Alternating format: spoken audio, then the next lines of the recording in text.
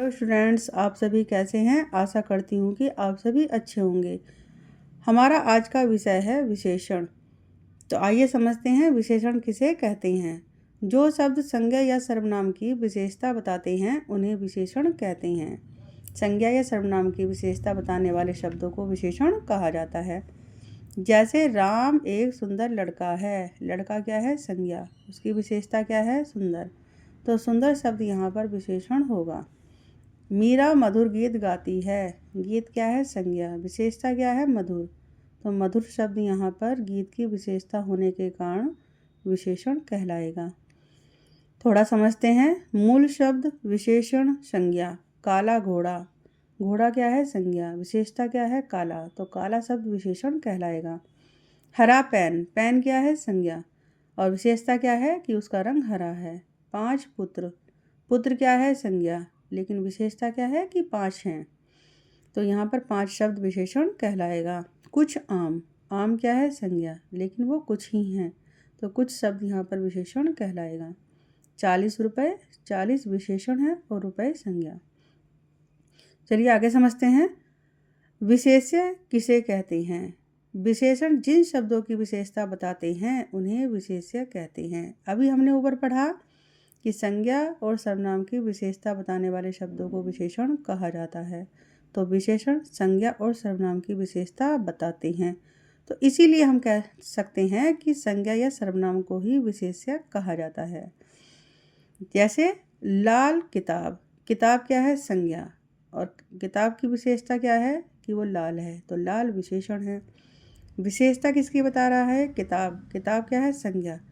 और संज्ञा यहाँ पर किताब क्या है? विशेष्य। क्योंकि किताब की विशेषता लाल शब्द बता रहा है तो किताब यहाँ पर विशेष्य होगा। चतुर लड़की। चतुर क्या है? विशेषण। और लड़की क्या है? संज्ञा। उसकी विशेषता क्या है कि वो चतुर है। तो चतुर विशेषण होगा। और विशेषण किसकी विशेषता बता रहा है? लड़की की। तो लड़की क्या होगा? विशेष्य होगा। चलिए आगे देखते हैं। प्रविशेषण किसे कहते हैं? अभी हमने विशेषण के बारे में पढ़ा, विशेष्य के बारे में पढ़ा और अब हम पढ़ेंगे प्रविशेषण के बारे में। जो शब्द विशेषण की विशेषता बताते हैं उन्हें प्रविशेषण कहा जाता है।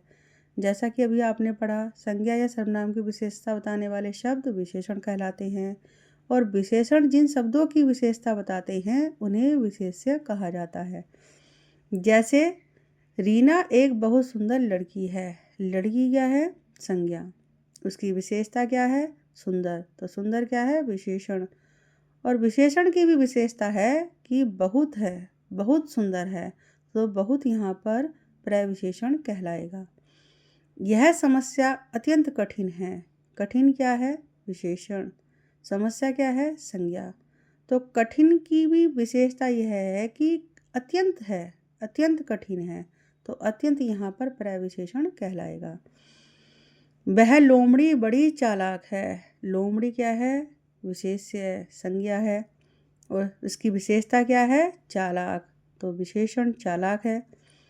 और चालाक की भी विशेषता क्या है? बड़ी। कि बड़ी चालाक है लोमड़ी। तो यहाँ पर बड़ी शब्द प्रविशेषण कहलाएगा। ज़्यादा, अधिक, बड़ी, तेजी, अच्छा, सबसे, बिल्कुल आदि कुछ प्रविशेषण के उदाहरण हैं। और भी बहुत से उदाहरण होते हैं। चलिए आगे पढ़ते हैं। विशेषण के भेद। विशेषण के 4 भेद होते हैं। नंबर 1 गुणवाचक विशेषण, नंबर 2 संख्यावाचक विशेषण, नंबर 3 परिमाणवाचक विशेषण और नंबर 4 संकेतवाचक विशेषण। गुणवाचक विशेषण किसे कहते हैं? जो शब्द संज्ञा या सर्वनाम की दशा, आकार, गुण, दोष या रंग आदि का बोध कराते हैं उन्हें गुणवाचक विशेषण कहते हैं। जैसे मोनिका की फ्रॉक सुंदर है। तो यानी कि फ्रॉक की विशेषता क्या है कि वो सुंदर है। तो यहाँ पर उसके गुण की बात हो रही है, फ्रॉक के गुण की बात हो रही है। तो यहाँ पर सुंदर शब्द गुणवाचक विशेषण कहलाएगा। सोहन ईमानदार है। तो यहाँ पर उसके गुण की बात हो रही है, क्वालिटी की बात हो रही है। तो ईमानदार शब्द यहाँ पर गुणवाचक विशेषण कहलाएगा। गुणवाचक विशेषण के कुछ भेद होते हैं।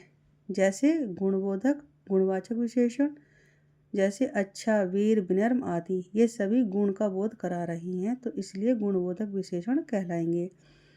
दोषबोधक गुणवाचक विशेषण, जिससे बुराई का पता चलता है, बुरा, दुष्ट, झूठा, लोभी, कायर आदि। रंगबोधक, जिनसे रंगों का पता चलता है, लाल, नीला, पीला, चमकीला आदि। आकार बोधक, जिनसे आकार का बोध होता है, बड़ा, छोटा, ऊंचा, नीचा, लंबा, गोल आदि। दशाबोधक, जिससे कंडीशन का पता चलता है, पतला, मोटा, ऊंचा, नीचा, टेढ़ा, मेढ़ा आदि। कालबोधक, जिससे समय का बोध होता है, आधुनिक, प्राचीन, पुराना, ऐतिहासिक आदि। चलिए आगे बढ़ते हैं। स्थान बोधक गुणवाचक विशेषण, जिससे स्थान का बोध होता है, मैं भारतीय हूँ, तो मेरा स्थान क्या है, भारत। जापानी, शहरी, ग्रामीण आदि। अवस्था बोधक, जिससे अवस्था का पता चलता है, युवा, बूढ़ा, बाल्य, किशोर, अधेड़ आदि। दिशा बोधक, जिससे दिशा का बोध हो, पूर्वी, पश्चिमी, उत्तरी, दक्षिणी आदि। तो ये कुछ गुणवाचक विशेषण के भेद थे। नंबर 2, संख्यावाचक विशेषण। वे शब्द जो संज्ञा या सर्वनाम की संख्या का बोध कराते हैं, काउंटिंग का बोध कराते हैं, उन्हें संख्यावाचक विशेषण कहते हैं। जैसे कमरे में 5 लड़के हैं, 5 शब्द संख्या का बोध करा रहा है। कुछ अनजान लोगों पर कुत्ते भौंक रही हैं, कुछ अनजान लोगों पर कुत्ते भौंक रही हैं, तो कुछ यहाँ पर संख्या का बोध करा रहा है, लेकिन ये अनिश्चित संख्या है, तो ये संख्यावाचक विशेषण के उदाहरण हैं। संख्यावाचक विशेषण के 2 भेद होते हैं। नंबर 1, निश्चित संख्यावाचक विशेषण, जैसा कि नाम में ही अर्थ छिपा है, निश्चित संख्या का बोध होता है, जिनसे उन्हें निश्चित संख्यावाचक विशेषण कहा जाता है। जैसे 5, 12, 1, 3, 13, 5, 6, 7, 8, 9, 10, 11, 12, कुछ भी संख्या हो सकती है। तो जो निश्चित संख्या का बोध कराएं तो निश्चित संख्यावाचक विशेषण कहलाएंगे। नंबर 2, अनिश्चित संख्यावाचक विशेषण, जिनसे अनिश्चित संख्या का बोध होता है, जैसे अनेक, कुछ, सैकड़ों, थोड़े, कई, आधे। तो यहाँ पर संख्या जो है निश्चित नहीं है, अनिश्चित है, तो ये अनिश्चित संख्यावाचक विशेषण कहलाएंगे। नंबर 3, परिमाणवाचक विशेषण। जो शब्द वस्तु या पदार्थ का परिमाण यानी कि माप तोल का बोध कराते हैं, उन्हें परिमाणवाचक विशेषण कहते हैं।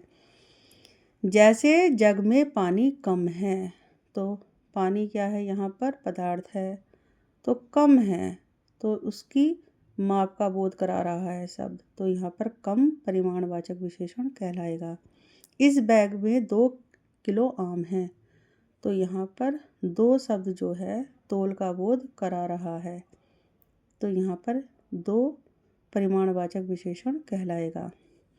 परिमाणवाचक विशेषण के 2 भेद होते हैं, ठीक वैसे ही जैसे संख्यावाचक विशेषण के होते हैं, लेकिन वहाँ पर संख्या का बोध होता है और यहाँ पर मात्रा का। निश्चित परिमाणवाचक विशेषण निश्चित मात्रा का बोध कराते हैं, जैसे 5 किलो, 1 गिलास, 3 एकड़ जमीन आदि। अनिश्चित परिमाणवाचक विशेषण अनिश्चित मात्रा का बोध कराते हैं, जैसे कुछ, चीनी, थोड़ा, पानी, अधिक काम आदि। तो यहाँ पर अनिश्चित मात्रा का बोध हो रहा है, तो ये अनिश्चित परिमाणवाचक विशेषण के उदाहरण हैं। नंबर 4, संकेतवाचक विशेषण। जो शब्द संज्ञा और सर्वनाम की ओर संकेत करते हैं, उन्हें संकेतवाचक विशेषण कहते हैं। जैसे इस फिल्म को अवश्य देखो, इस यानी कि फिल्म की ओर संकेत कर रहा है ये शब्द, तो यहाँ पर इस शब्द संकेतवाचक विशेषण कहलाएगा। यह फूल आज ही खिला है, यह फूल, यह शब्द जो है फूल की ओर संकेत कर रहा है, तो यह संकेतवाचक विशेषण कहलाएगा। ये देखो, वहाँ जाओ, तो यहाँ पर ये वहाँ जो है संकेत कर रहे हैं, तो ये संकेतवाचक विशेषण कहलाएंगे। आशा है कि आपको आज का विषय समझ आया होगा। धन्यवाद।